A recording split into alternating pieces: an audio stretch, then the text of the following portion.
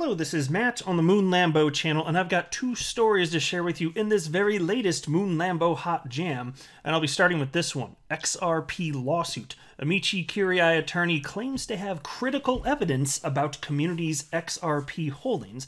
And this one's about John Deaton. The next article I came across because of John Deaton, and it's from Finance Feeds, titled JP Morgan. If Ripple wins SEC lawsuit, XRP is poised for significant adoption. Well, how about that? Even from JP Morgan recognizing the significance of both Ripple and the lawsuit and XRP. Interesting. So I want to run through this and share some perspective. Also want to mention this is my first day attempting to get back to the usual YouTube routine that I've had to this point. So I'm not sure if it's 100% going to be on track to this point. There's a chance that there could be a little bit of variance. There's a lot going on behind the scenes. I won't bore you with all the details, but there's a lot going on.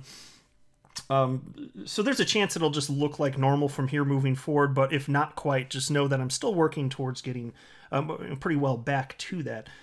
And also, I would like to say just one more time, a very sincere thank you to all of you, to everyone in the community, all of the tremendous outpouring and love. I can't tell you how much that very genuinely means to me, and it really was helpful. You know, it's difficult to get back after a loss like that, but yes, all of that, yeah, absolutely helped. So I just felt like I had to share my appreciation one more time. Then I'll just get back into the content here, and I'll tell you this too. It's also been weird in addition to everything that I've mentioned, because I haven't gone this long without being in the day-to-day minutia of what's going on in the world of crypto since I jumped into crypto 4 years ago. And so my the first day that I ever purchased cryptocurrency, it was actually on November 10th. And then the first day I ever purchased XRP, and that was 2017, November 10th, 2017. The first day I ever purchased XRP was 1 week to the day later. And that was, so yeah, November 17th, 2017. I've still not sold a single XRP. So I'd say I'm sufficiently long-term oriented here. But every single day I've so enjoyed just being in the day-to-day of what's going on. And so it's kind of weird jumping back into all of this, having been out for almost a whole 2 weeks effectively. So I've had a lot of catching up to do. So these two articles, they're actually out over the last couple of days or so. And I find some of this to be kind of mind-blowing, frankly. Also, I do want to be clear, I don't have a legal or financial background of any kind. I'm not offering legal or financial advice. And you definitely should not buy or sell anything because of anything that I say or write. I'm just an enthusiast who enjoys making YouTube videos about crypto-related topics, but just as a hobby and just for fun. And so here's the first article from CoinGape titled, again, XRP lawsuit, Amici Curiae attorney claims to have critical evidence about community's XRP holdings. And it comes from a tweet. I don't really feel the need to read the article just to kind of make the broader point here. What they were covering was a substantial tweet from attorney John Deaton within the last few days, and he wrote the following. I have objective empirical evidence that almost 60% of XRP holders acquired XRP for the first time completely unaware of Ripple. Under Howey, it's difficult to establish purchasers of XRP were relying on the promises and inducements of a promoter or company they're oblivious to.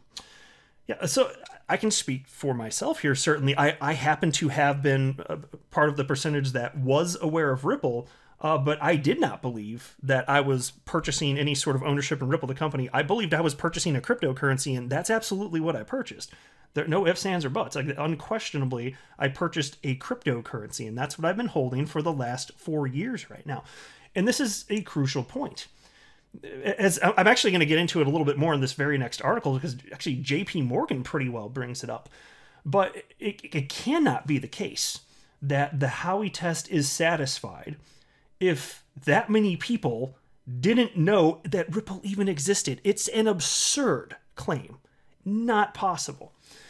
And so then there was this. Yeah, this is how I came across this. There was a tweet from Hodl Style, which John Deaton retweeted, and it was a link to this article, and John Deaton wrote the following about this.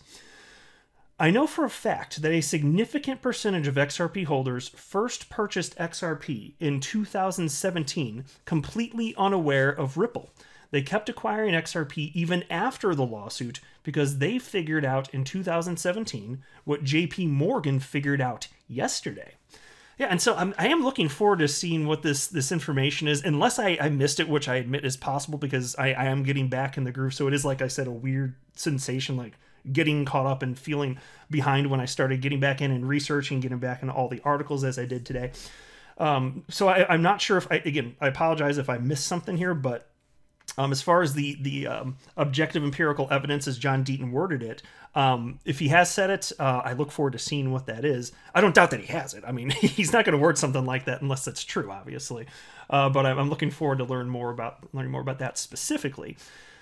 In the meantime, though, we have this. And this, to me, was rather substantial and really caught my attention. This is the article from Finance Feeds. JP Morgan.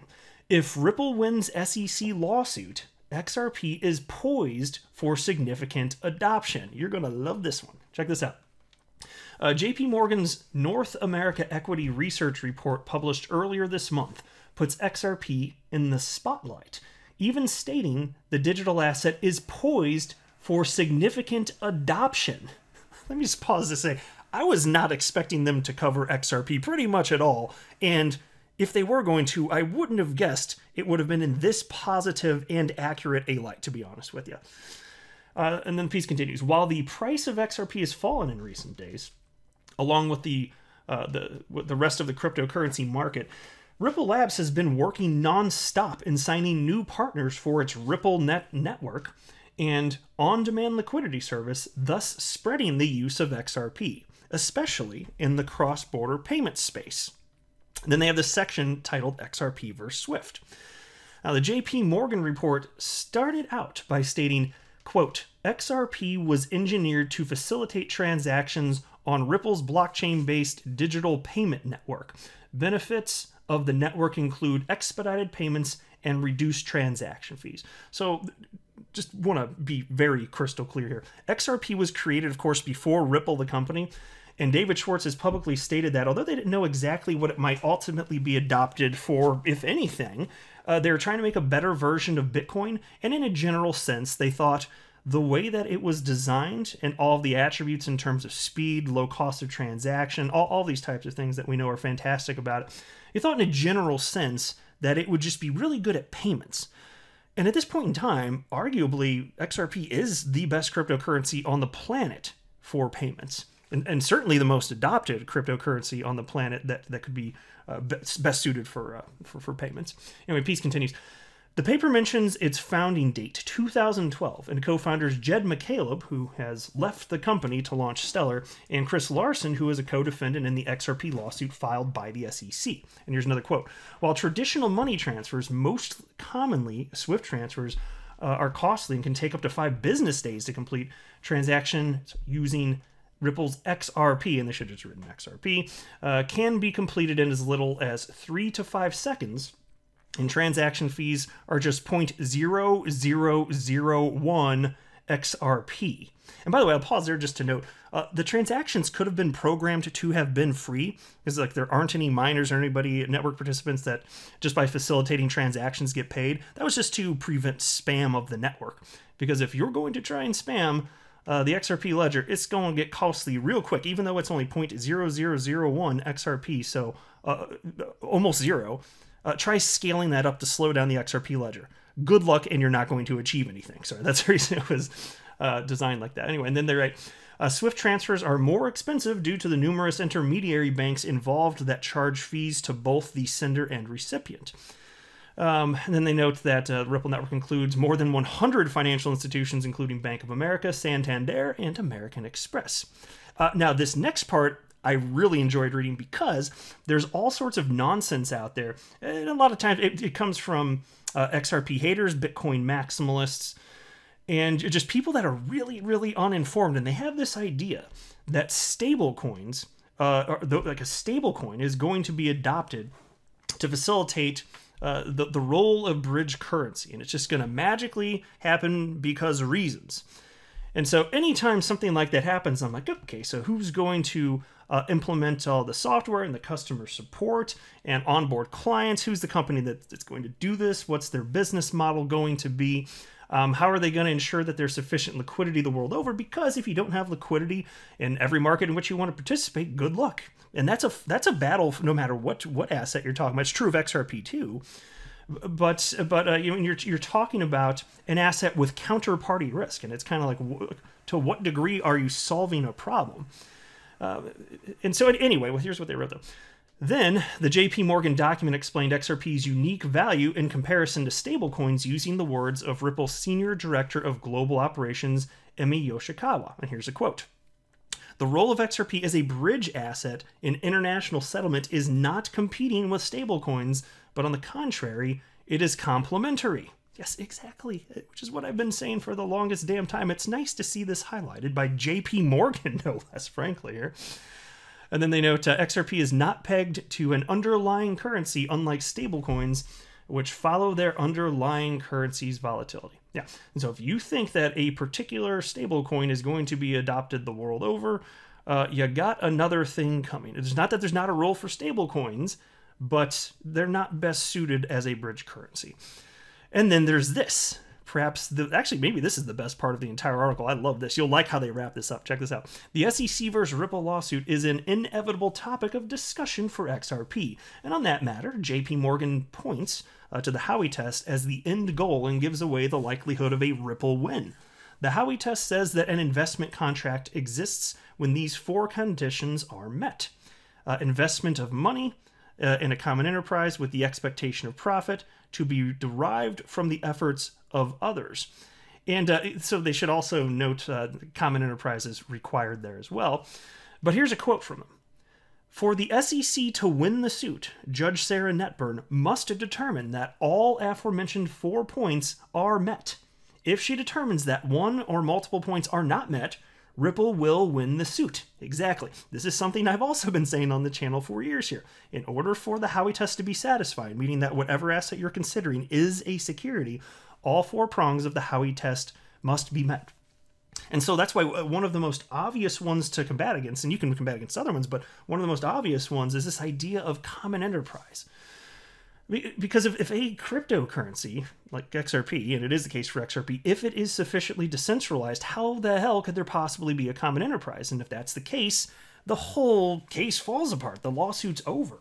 This is important. And there are other ways to tackle this, which I've been highlighting on the channel the whole time this is going on. But these are not small points. And so it seems as though these analysts here actually get that broader point, and that's good. And here's another quote. Check this out. You will absolutely love this. If the company is able to win the SEC lawsuit and trading resumes on major cryptocurrency exchanges like Coinbase, XRP is poised for significant adoption. Well, wouldn't you know it? Like, I don't know if you guys get this, right? Or maybe you're new and you're still learning this, but in terms of the train wreck that is the world of global cross-border payments and settlement, humans have not devised a better solution for the settlement portion. You know, even Swift, they don't have a solution for the settlement portion. It just is what it is. You know, they're operating through the correspondent and banking system. That's what Swift's doing. Okay, well, Nostra Vostra accounts to death then. So, because again, there's the only solutions humans have devised to solve that problem requires a technologically sufficient decentralized cryptocurrency with an open market price, and XRP is the only one that is being positioned to solve this problem. And good luck for another catching up. And even then, again, even if you're going to plug something else in instead of XRP, who's going to do it and what's their business model?